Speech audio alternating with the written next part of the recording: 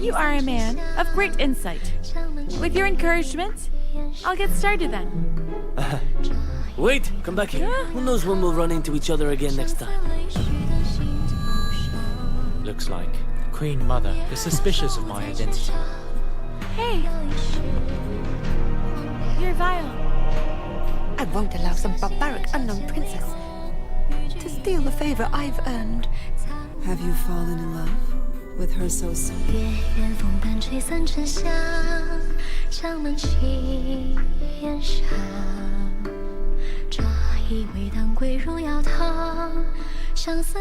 Quiero amarte de una forma diferente, de otro modo.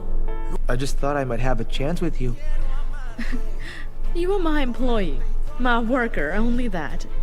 So don't make any mistakes. I'm your boss and I would never look at you twice. Do you have any idea what the Star Zone means to me? I was so looking forward to see the first crop of the land that I inherited from my mother. Oh, Amaya, please, don't be overly sentimental. It's ridiculous. Do you have any suspicions? No, I don't want to get involved in any gossip. It is not gossip. We have the same person in mind, don't we? Yes, ma'am. Tell me, who? Quiero amarte de una forma diferente, de otro modo, nunca igual al de otra gente. This is where it all began. As the mother of broadcasting in Kenya, you can trust KBC to bring you authentic news and programs to your living room. Action! As KBC, we take pride in our unrivaled heritage as Kenya's trusted national broadcaster. Commanding over 92% digital television signal coverage of our country, 23 radio services that cut across our entire language spectrum, a national, regional and international digital presence backed by the most experienced and top-notch broadcast professionals in the industry. A very good evening to you. The new look Kenya Broadcasting Corporation is truly ahead of the pack. Turn to the mother of broadcasting in Kenya for stories that resonate with our identity, our aspirations as a people united in purpose. Real stories of hard work, of passion, of creativity, of big dreams.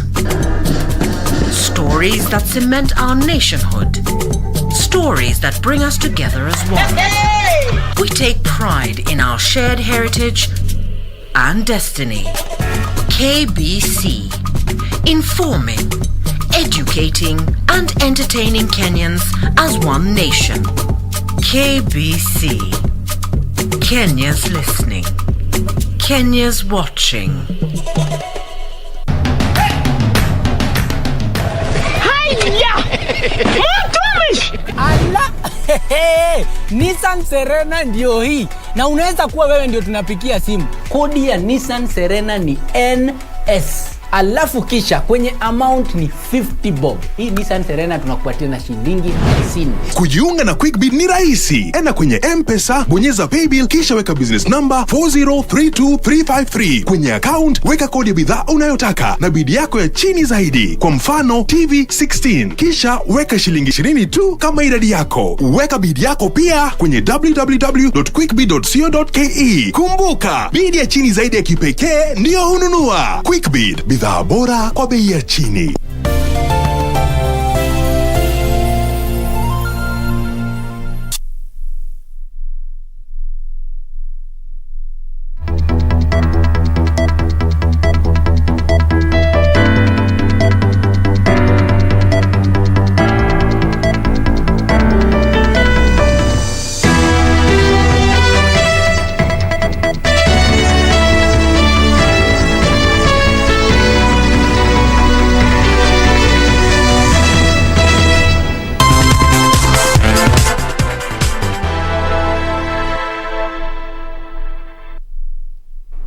Good afternoon. This is Lunchtime News. My name is Jackie Wambiru. Our sign language interpreter is Anne Wangeshi. Well, we have a comprehensive bulletin lined up for you this afternoon.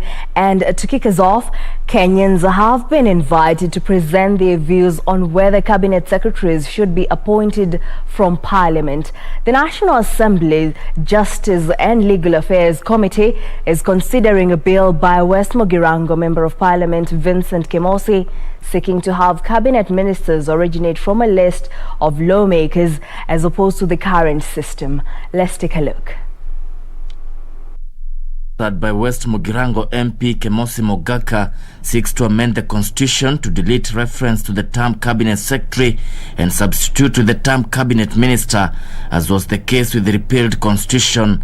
The bill will also provide for the appointment of ministers from among members of Parliament.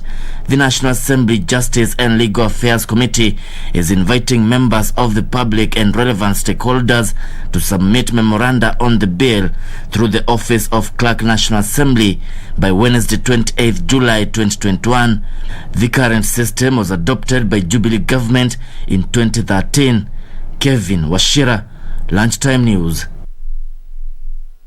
And on matters related to the COVID-19 pandemic, the government and the private sector have been urged to step up efforts to caution vulnerable Kenyans against the effects of the COVID-19 pandemic.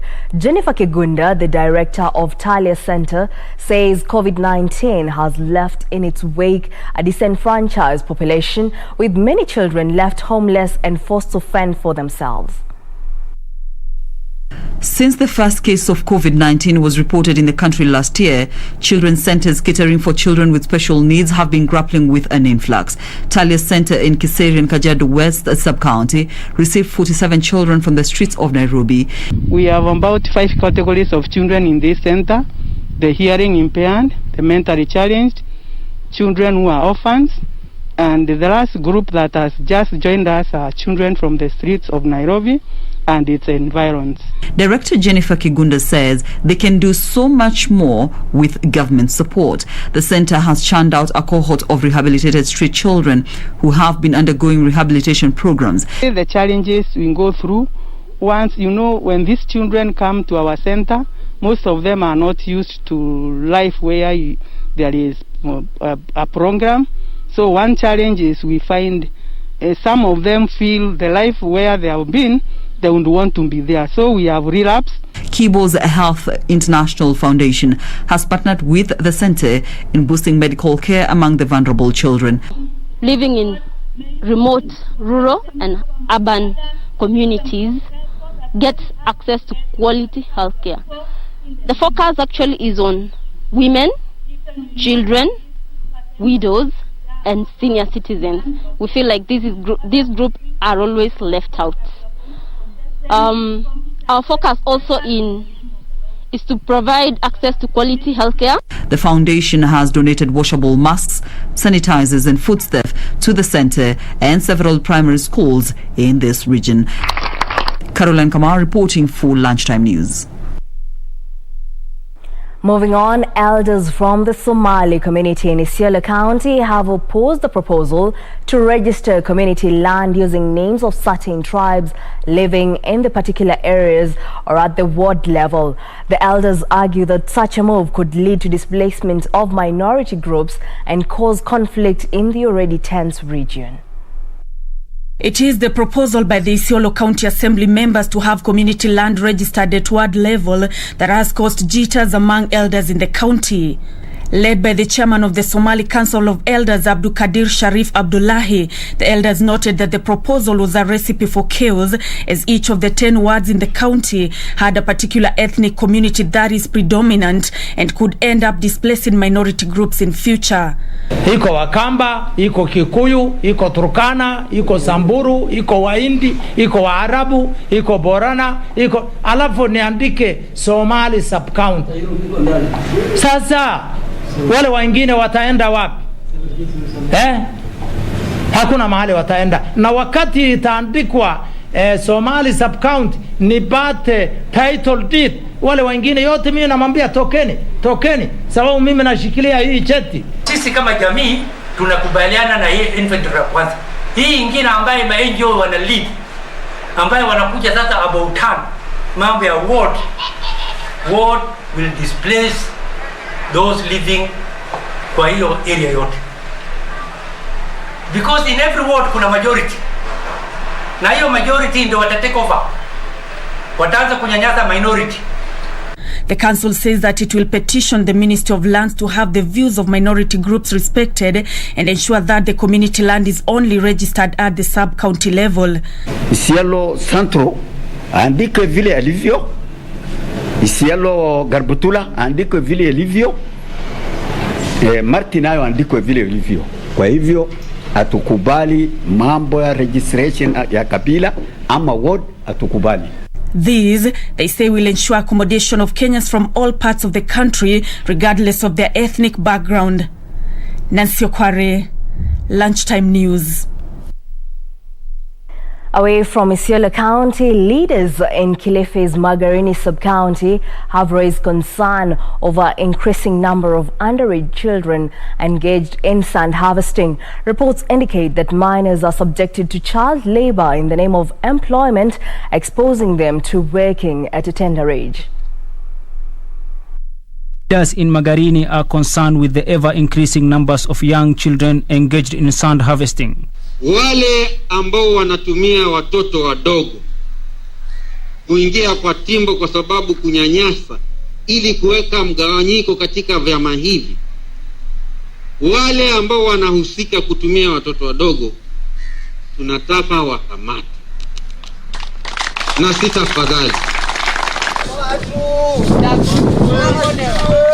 Speaking at Timboni area, the leaders urged the police to ensure those encouraging child labor are arrested with immediate effect. Bwana Ostias hasa Gongoni, najua wewe ni mgeni, lakini unajua sheria ya Kenya inasema nini kuhusu utendakazi ama watu kutumia watoto wadogo chini ya umri 18 kufanya kazi, na imesemekana iko. Area Deputy County Commissioner Abigail Moloi said child protection laws must be observed and added that no underage children will be allowed to harvest sand. Ikija kupatikana kwamba kuna vijana wadogo, ofisa watoto atakuja, wenye watakuwa accountable ama wenye wataambiwa washughulikie ni nani? Wanachama, wale viongozi wenye watatuambia chama yetu tumeandikisha hawa na hawa, tuhakikishe kwamba wote wako na vitambulisho. Sasa kama hapa kuna mtu ambaye hana kitambulisho, sijui ni kwa nini, kama ni mwenyeji wa hapa utakani kosa kitambulisho. Reporting for Lunchtime News, I am Yusuf Hilo. Moving on, imagine going into labor expecting one baby only to be told that you're having triplets. That is the story of Lydia Kwamboka, a woman in Memisi, Borabu sub-county, who until her final hours of labor had no idea she was expecting 3 babies. Kwamboka, however, says the joy of motherhood has come with a myriad of challenges, forcing the family to stretch its financial limits to make ends meet.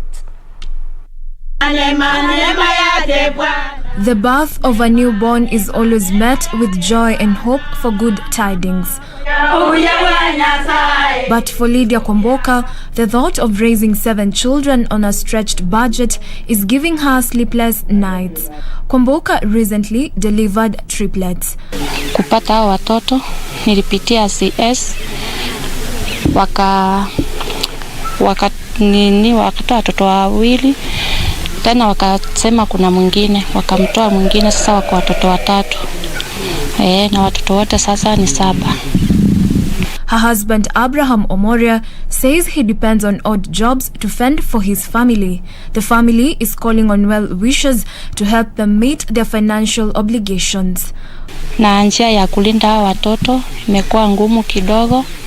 Nimelea hao wengine kimungumungu hivyo, lakini sasa 3 imekuwa shida sana.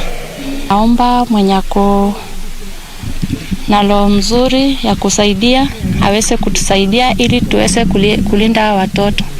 For Lunchtime News, I'm Jacqueline Masharia.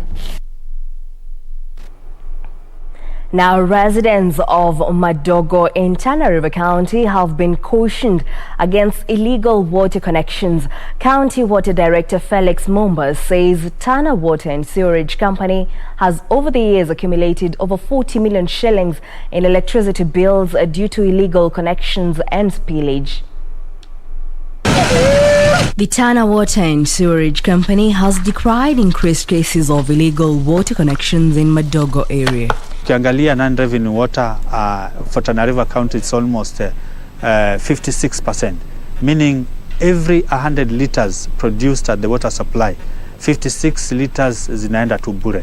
Ani hazileti malipo yoyote ama revenue yoyote kutoka kwa Tawasco. Sababisha kwamba watu wengi hawapati maji na maji inapampiwa nyingi, na ni kwa sababu ya hiyo kitu tunaita non-revenue water ambayo inasababishwa na illegal connection, inasababishwa na wizi wa maji, inasababishwa na wale watu ambao wanatoboa maji katika ile rising main ambao ndio tunategemea itoe maji kutoka Mororo ipeleke katika ile service tank ndio maji yaanze kusambazwa kwa wananchi. Mumba said the company will mount a crackdown on all illegal connections and those found culpable will be charged in court. The county government of Tana River is set to adopt measures to overhaul the piping system of the entire town and improve on the borehole capacity.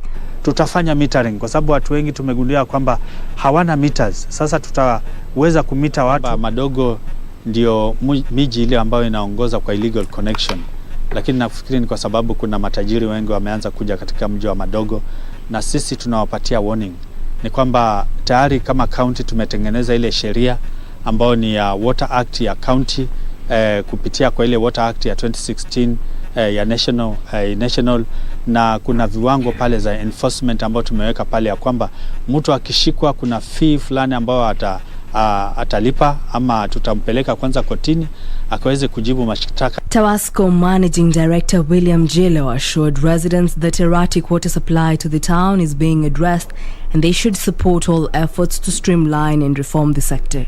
Kwa kupata ile support ya jamii, tupata ile support ya serikali kuu na county, tunaweza songa mbele na tuweze kusuluhisha haya matatizo yote. Well, that report brings us to a fast break here on Lunchtime News. Don't go too far. We'll be right back with more news.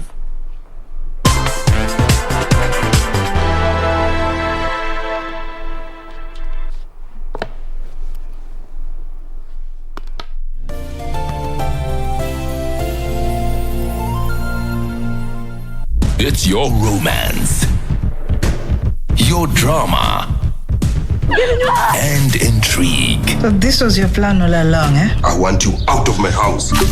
Your game. Your heroes. It's your moment with your stories. Made at home for your home. 'Cause great stories start on DSTV.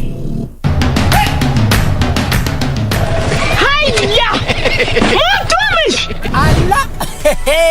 Nissan Serena ndio hii. Na unaweza kuwa wewe ndio tunapikia simu. Kodi ya Nissan Serena ni NS. Alafu kisha kwenye amount ni 50 bob. Hii Nissan Serena tunakupatia na shilingi 50. Kujiunga na QuickBid ni rahisi. Enda kwenye M-Pesa, bonyeza paybill kisha weka business number 4032353. Kwenye account weka kodi ya bidhaa unayotaka na bidi yako ya chini zaidi. Kwa mfano TV 16. Kisha weka shilingi 20 tu kama idadi yako. Weka bidi yako pia kwenye www.quickbid.co.ke. Kumbuka, bidi ya chini zaidi ya kipekee ndio hununua. QuickBid, bidhaa bora kwa bei ya chini.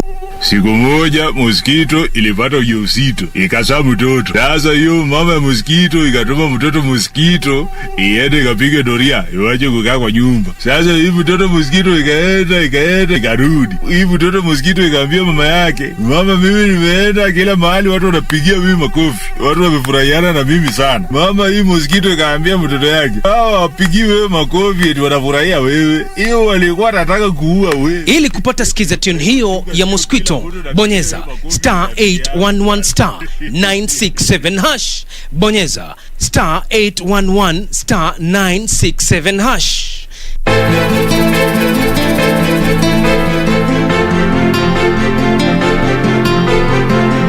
I am only here to help you.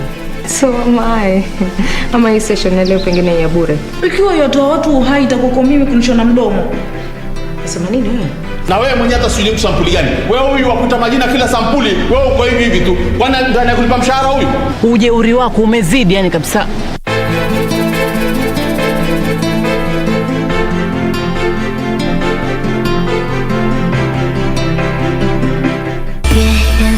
吹散沉香，江南气烟上。 You are a man of great insight. With your encouragement, I'll get started then. Wait, come back here. Who knows when we'll run into each other again next time?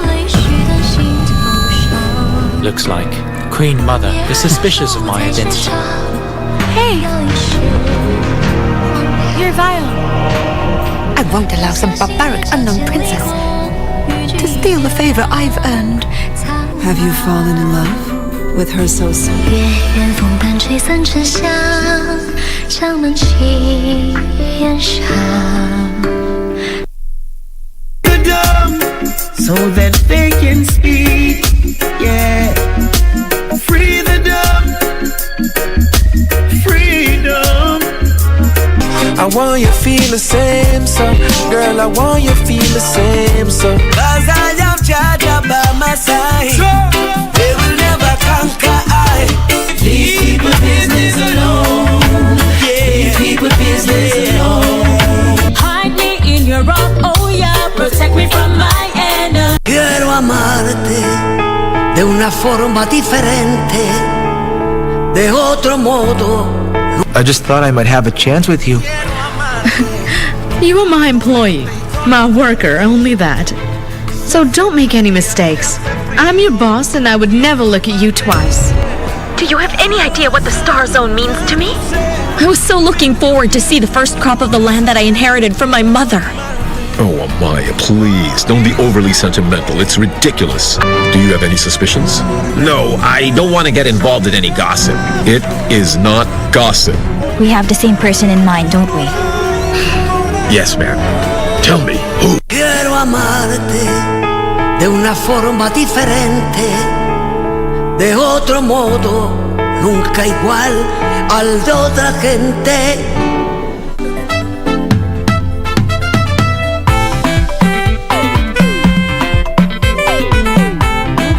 Right now, I should have a plan B. Look at me now. Rules are just like the rest of you. Useless. You nearly gave me my cordial infarction. Calm down, calm down. And what is my cordial? What is that? Heart attack. What the hell are you up to, woman? Gosh, I look that scary. Naweza sinduma kidogo. Mwalimu, can I go home? I am not feeling well and my temperature is odd.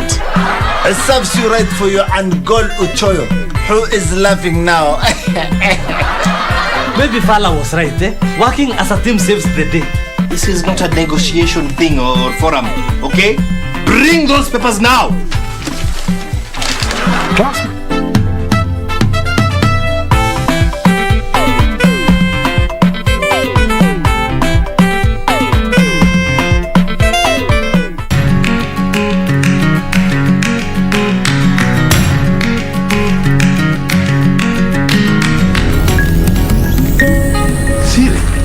Unafanya nini hapa?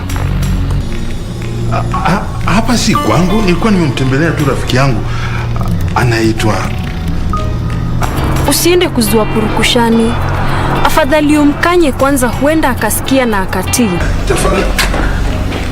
Baba Kerama, natumai hakuna tatizo. Wewe umeliona? Wako wapi? Kina nani? Umewaficha eh? Kina nani?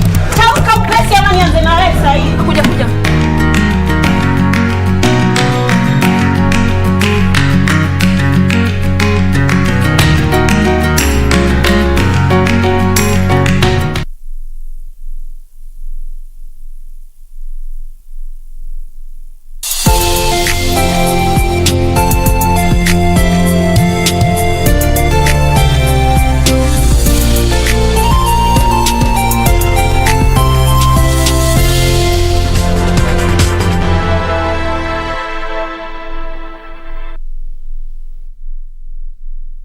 Welcome back. Let's carry on. The Independent Electoral and Boundaries Commission has advertised tendering process for the supply and delivery of 2022 election materials set to lapse after a 3-year contract. According to the Electoral Commission, qualified printing firm have until Friday the 13th August to send the tender intent to the Commission. The Independent Electoral and Boundaries Commission has announced the kickoff of the tendering process for the 2022 election materials and equipment to qualified firms beginning Wednesday. Those interested to supply ballot papers, register of voters, statutory election and result declaration forms, elections and referendum reforms declaration forms on a 3-year contract have until 30th of August to submit their documents. According to the Commission, the tendering process will be undertaken under open international method, with tendering security capped at 20 million shillings, valid for 210 days. In the move, the Commission is looking at upgrading its technology with a view of addressing emerging issues and experiences of the 2017 general election. For Lunchtime News, I'm Gladys Mungai. Now, a family of 10 is seeking justice after alleged forceful eviction from a house in Maela area in Naivasha. This is after a task force was formed last year by the county government of Nakuru, calling for the revocation of some title deeds following disputes over land ownership of Ngati Farm. According to Njunge Gasheru, he acquired the residential plot from his father in 1990 and moved in with his family after acquiring all the legal documents proving ownership of the plot. While calling for justice, Gasheru has alleged some government officers could be colluding with unscrupulous business people to deny him justice. Watoto wangu tuko nje, sasa tuko na mashida mingi sana. Na hapa tuko watoto hata wako hapa karibu, hata shule waendi, mali yangu imeharibiwa,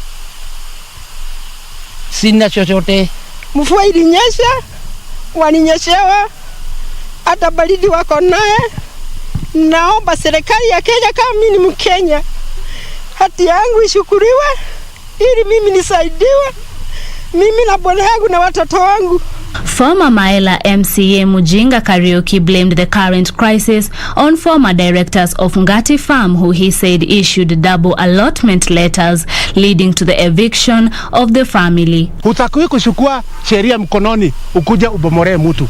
Otherwise, kotoda inatakiwa kutekelezwa na serikali, si mtu kibinafsi.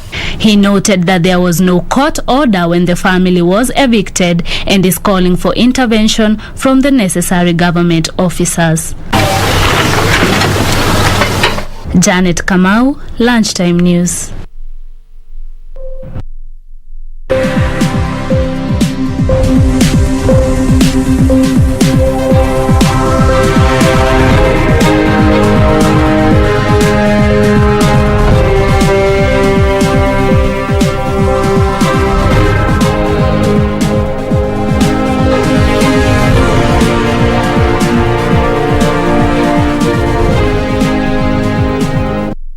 Business world, Kenya is mulling over a proposal to reintroduce commodity price controls to protect farmers from exploitation. Agriculture Cabinet Secretary Peter Munya says a preliminary report from the Mombasa tea auction indicate a setting of the minimum tea prices at the auction has raised tea prices, with plans to extend the measures to other agricultural products.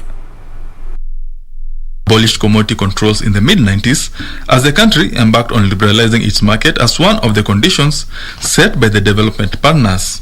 However, the government is likely to reintroduce commodity price controls to curb exploitation by brokers. That is what is called intervention in a market. That's what we do even with maize. When we tell NCB buy maize at this price, is because we want to improve the price. So it's what we must continue doing, even for other value chains, tea, coffee. So far, price controls have improved tea prices at the weekly tea auction in Mombasa. The reserve price that we have set specifically for smallholder farmers. But I'm told the performance helped even the plantation farmers. It was able to increase even prices for plantation farmers during the auction yesterday. That's the information I have. Agriculture Cabinet Secretary Peter Munya is warning that the government is contemplating setting up a pricing mechanism to eliminate unscrupulous middlemen who have been exploiting farmers. Munya is also calling on the judiciary to expedite ruling on KTDA cases to allow for full implementation of the 2020 regulations. KTDA then opposed those regulations, but we've been talking with the new management and they have already filed to withdraw the cases. And there is a hearing that is going to come very soon, because those who are there are still opposing. To improve irrigation at the counties, the African Development Bank has extended a 3.8 billion shillings loan facility to the government to roll out the small irrigation and value addition program in 11 counties. The targeted counties will benefit from the construction of feeder roads to help farmers access market for their produce. Benson Rioba reporting for Lunchtime News. Moving on, the US has warned companies on doing business in China Xinjiang province with American firms that still have supply chain and investment ties in the region running a higher risk of violating US law. Details of these and other stories from across the globe. The Biden administration added 14 Chinese firms and other entities to its economic blacklist over alleged human rights abuses, citing evidence of genocide in Xinjiang. China has denied previous allegations that the region's Uyghur population has been subjected to human rights abuses and surveillance. As per the travel advisory released, Secretary of State Antony Blinken says the document notes how the Chinese government is perpetuating genocide and crimes against humanity in Xinjiang. This announcement comes as Western governments hardened their stance over companies operating in the northwestern region of China. Meanwhile, U.S. consumer prices increased the most in 13 years amid supply constraints and a continued rebound in the costs of travel-related services from pandemic-depressed levels. Used vehicles accounted for 1/3 of the increase in the consumer price index, with the food expenses coming in as a close second. Consumer prices jumped by 5.4% as it marks the biggest 12-month increase since August 2008, according to the U.S. Labor Department. Inflation has been rising as the economy reopens from coronavirus lockdowns. Finally, American Airlines says it expects positive cash flow in the second quarter for the first time since the pandemic began, reversing a trend of cash burnout of about $100 million a day when global travel had ground to a halt. The company flew more than 44 million passengers in the quarter, over 5 times higher than last year, and forecast a daily cash build of $1 million for the period. Now, small-scale farmers in Taita Taveta, Narok and Kajiado have started a commercial fodder production venture. The over 3,000 small-scale farmers plan to put 1.2 hectares of land under fodder in a bid to boost milk production.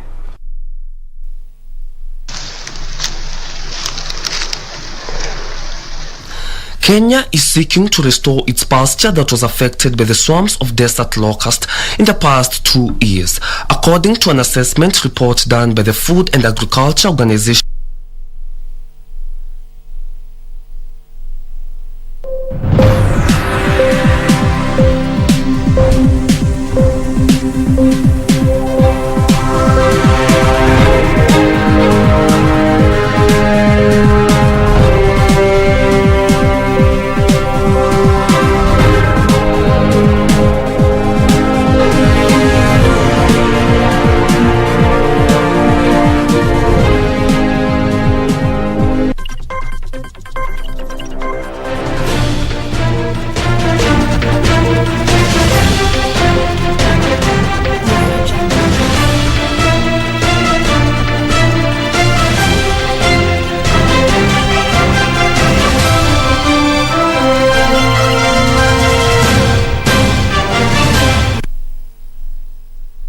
And in the sports arena, the national under-23 soccer team Emerging Stars left the country Wednesday morning ahead of the CECAFA Championship set to kick off this Saturday in Ethiopia.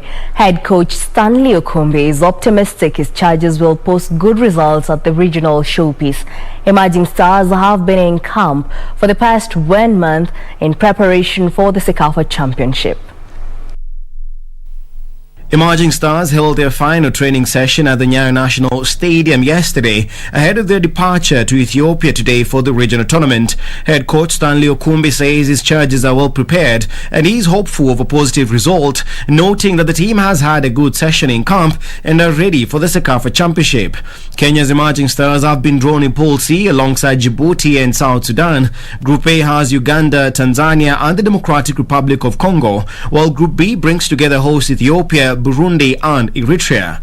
The tactician has named a strong squad for the tournament, and his charges will be keepered by Wazito's Bernardo Cheng, who is one of the 3 overage players allowed into the squad.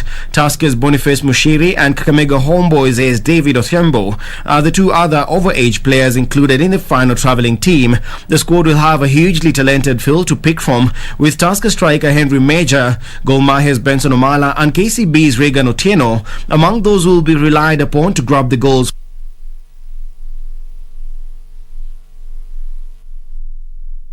Now, as when they face Scottish champions Rangers, while Hibernian are back in action on Friday at